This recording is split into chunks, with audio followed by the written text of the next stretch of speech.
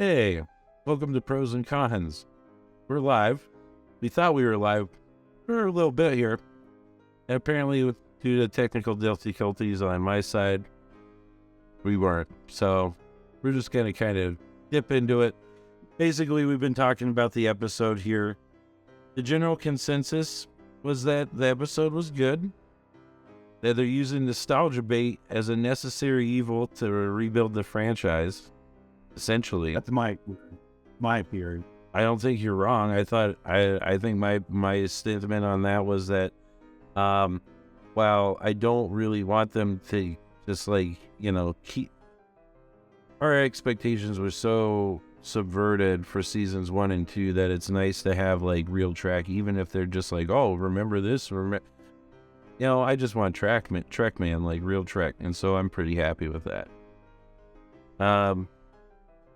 This episode kind of started off with everybody getting away from the Shriek and kind of recuperating, and we see like the bridge we kind of are shifting between characters, and we see like Jack Crusher dealing with these weird flashbacks and these sequences. He feels like there's a whole scene where he attacks like the bridge crew, and of course later in the episode that like it's almost a premonition because he gets the uniform and he's it's like building to the scene, and he's like, the way he's acting, it's very much like he's very much concerned that this could happen.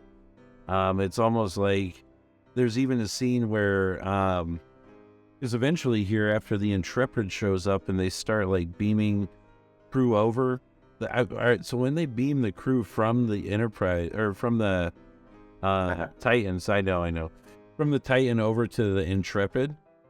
Right. And Crusher's watching him. There's that moment where he's like seeing the flashing behind him and like the screaming and stuff.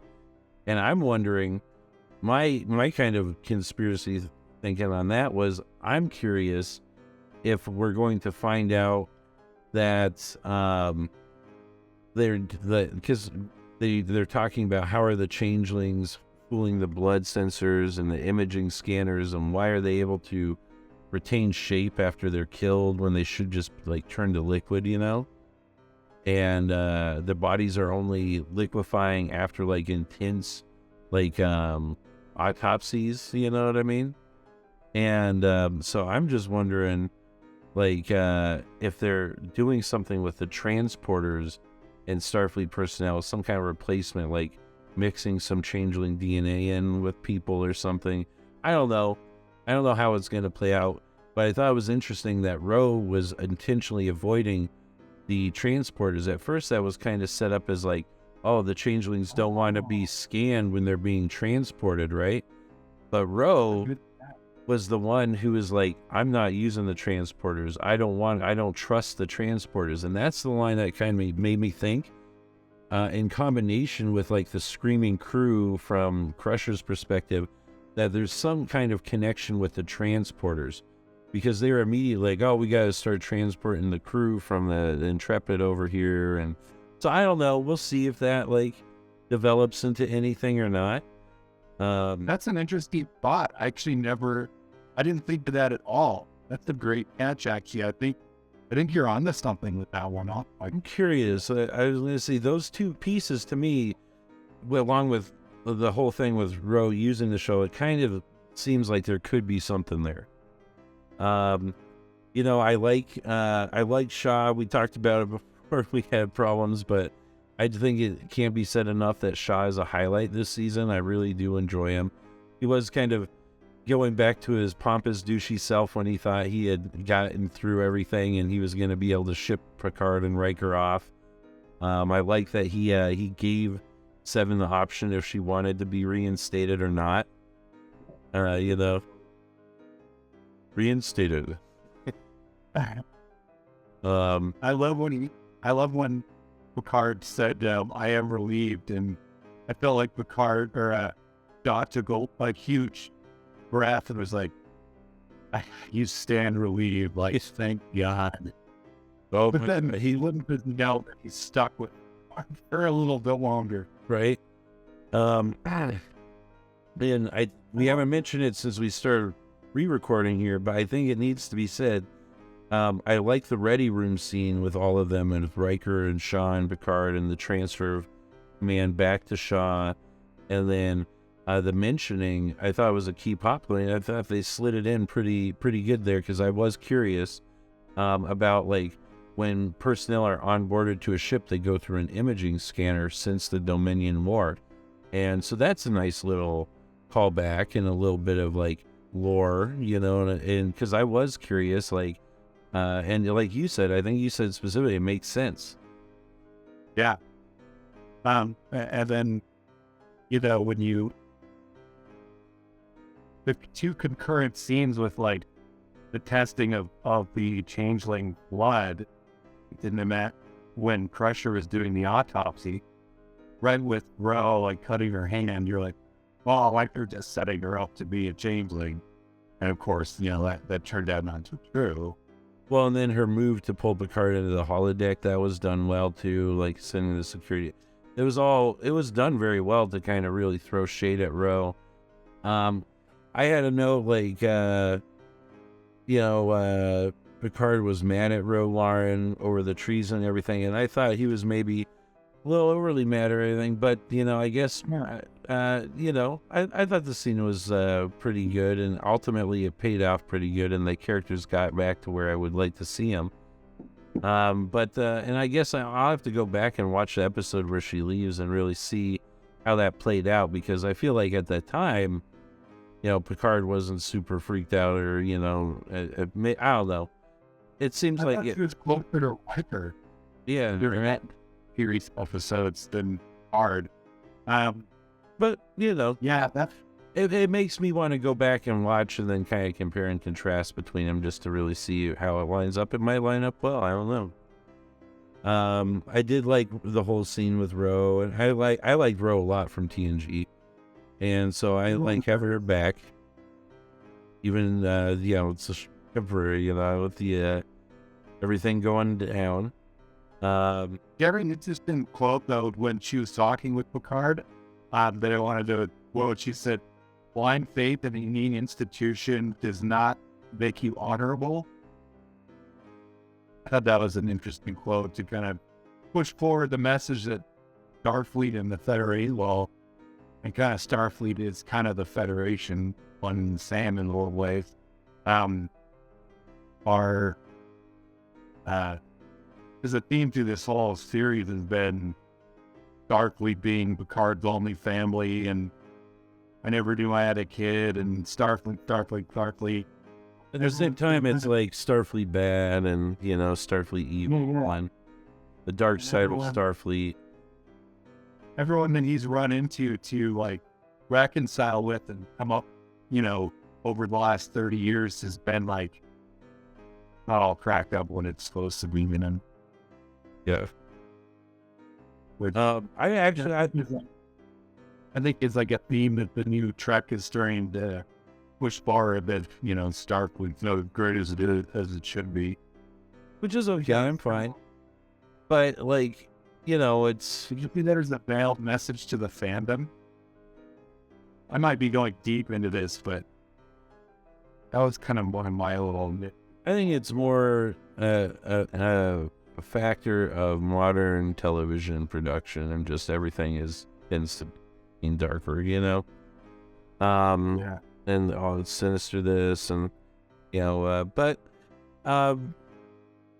you know, like, when it's like, oh, Starfleet's infiltrated with changeling and something evil's up, versus like, oh, look at the evil, like, Starfleet that's really trying to, you know, this is like more in line with like classic Trek 2, where it's like, oh, they've been infiltrated, versus like, oh yeah, they're just like, actually, you didn't realize how messed up and evil they really were, you know? Right, that's true. So, but we do see JC hearing more things and wandering throughout the ship. This is, I think, at some point here, you know, Seven hooks him up with the uniform, and so now, and he's like, I don't want to take it. I don't, you know, he's kind of very reluctant to put it on based on the visions that he's been having. And then we cut real quick back to Drug World, where Rafi and Worf are like surrounded up, and they confront this Kryn, who's like a gangster Vulcan. Right? Okay. So be it. It's a lot of sure. Yeah, right.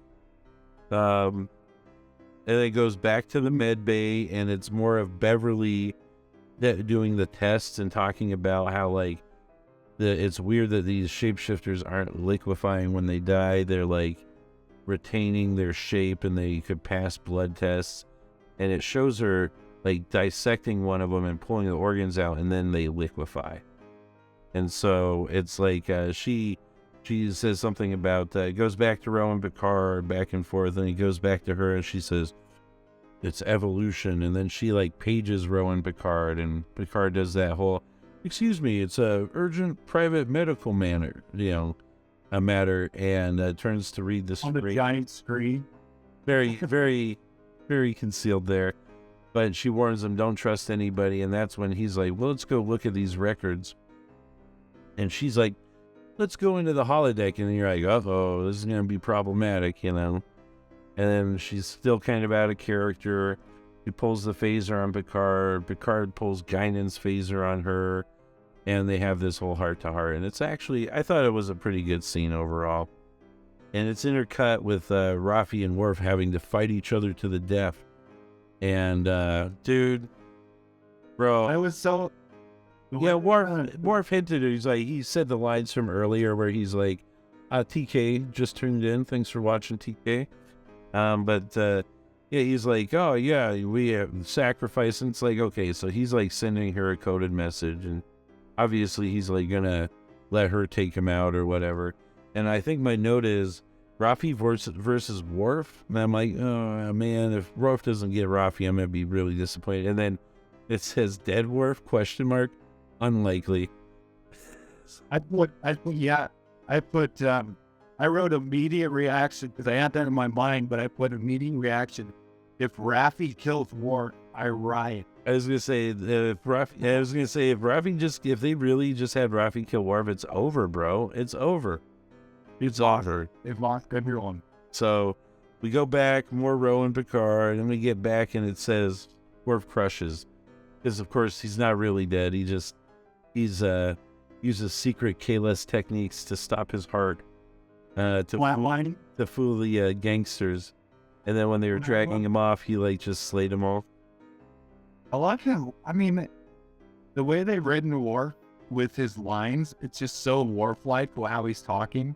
Like, I'm experiencing blood loss.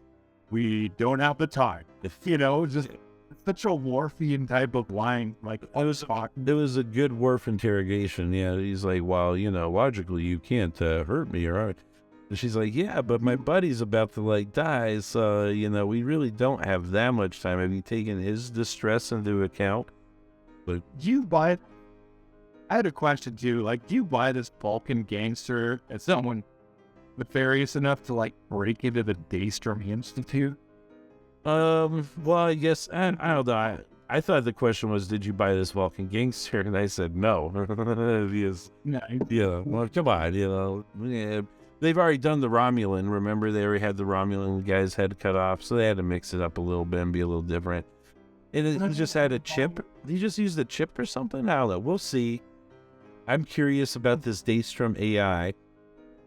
How many villains are there?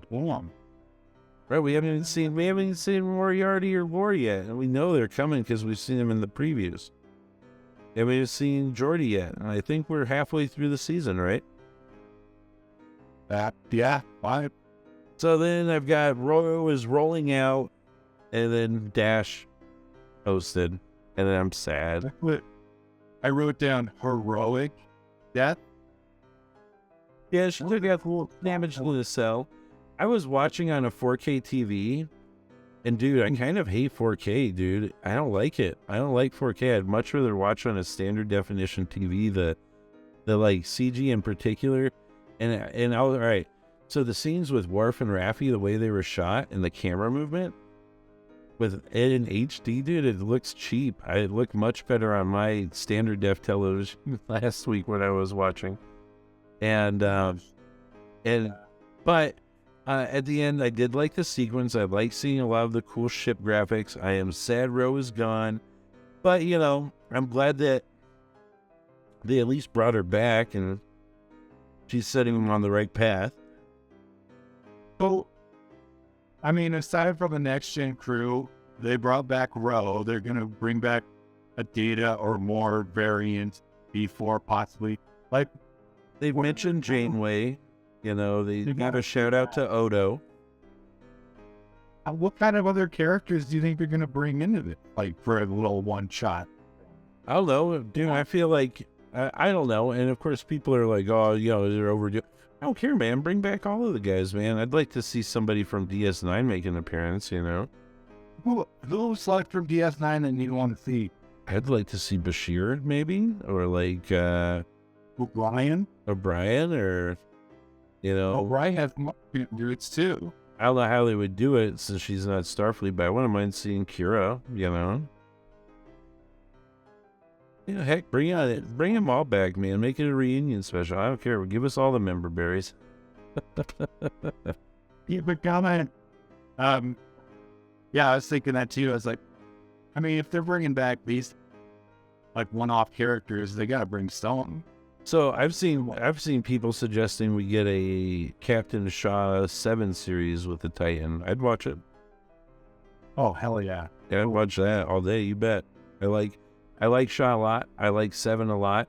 I feel like their characters have grown, and I like the ship. I like the crew. I would totally watch a Titan series. You bet. And they have good chemistry. Yeah, I like them, man.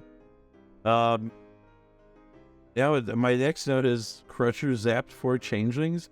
I was like, when they showed Ro's security beam onto him, I was like, oh man, they're gonna have problems over there with at least 2 changelings. And then when they confronted Jack and beamed 2 more on from him, I was like, oh man, they've got big problems. Then he did this whole what I want to say, it's like upload or something, where he's like and it becomes like a deadly kung fu master and like zaps everybody. And he took care of all the changelings that we knew about that were on the Titan. I wrote down 2 things for that scene. I wrote down John Wick, Jack Crusher, and it was like, it reminded me of Clarissa Mao from The Expanse, where she would bite that thing in her mouth. Yeah. And then turn into a super soldier and just wipe everyone out. And now, yeah.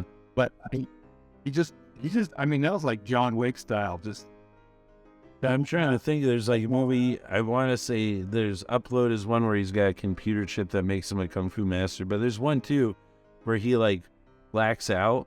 They just did it again in Moon Knight in Marvel, where he'll be sitting there and like he has like a blackout, and when he comes to, everyone's like beat up around him and stuff.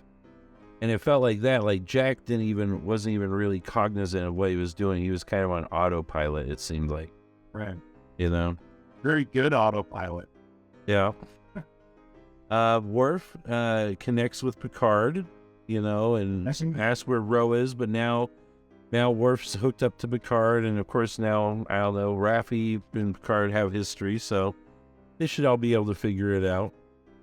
JL, that when Worf popped up and Riker and Picard, and they're up with all 3 together, like, I'm not gonna lie, I got the chills. They're back getting the gang back together. We go back to Medbay, and it's confirmed 4 dead changelings.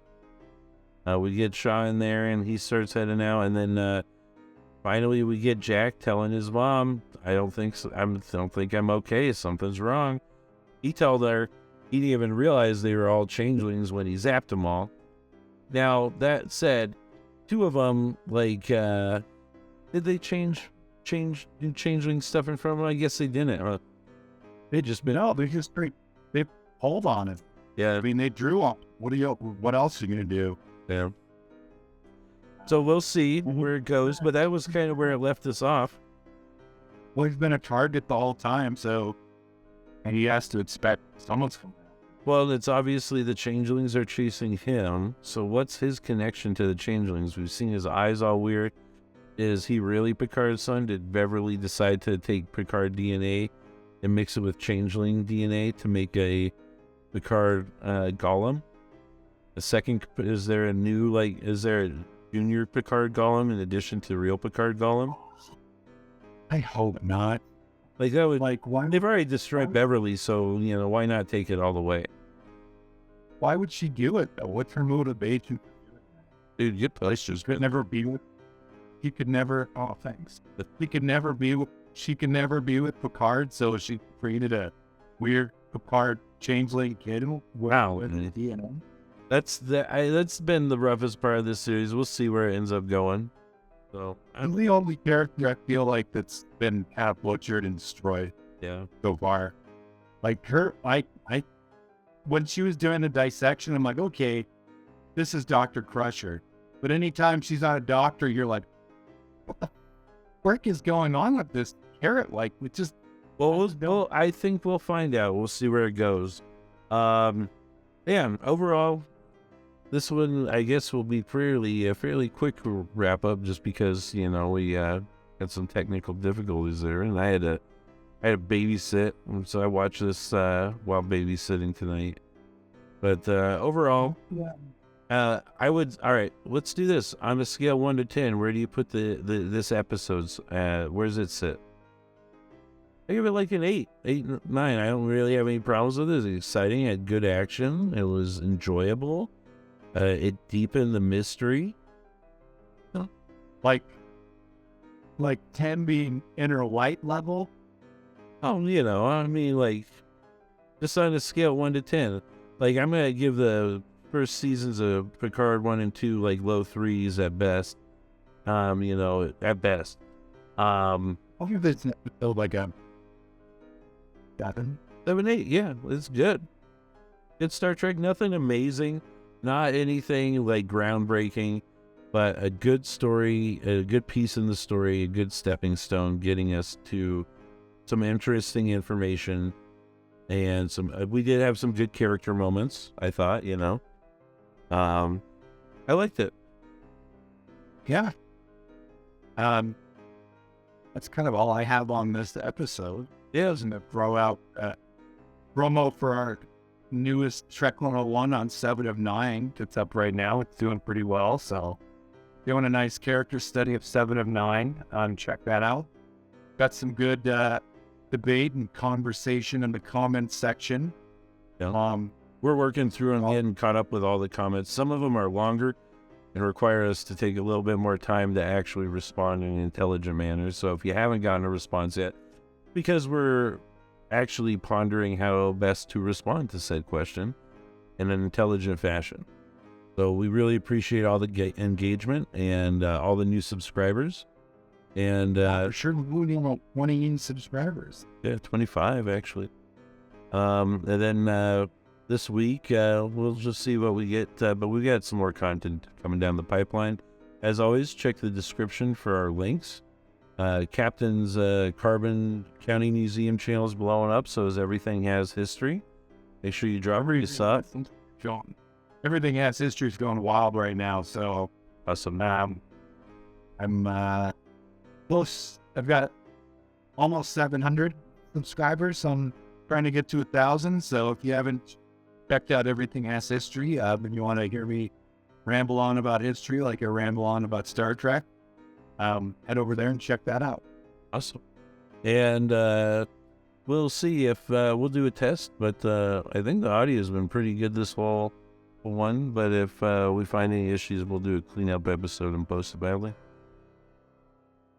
Yeah, I'm trying out my new ready room for this episode. I kind of commandeered a corner of my garage to turn into a mini studio. So hopefully it sounds a little better. It looks a little better behind me with some of my Star Trek posters and stuff. So I think that I need to send you your United Federation of Planets flag.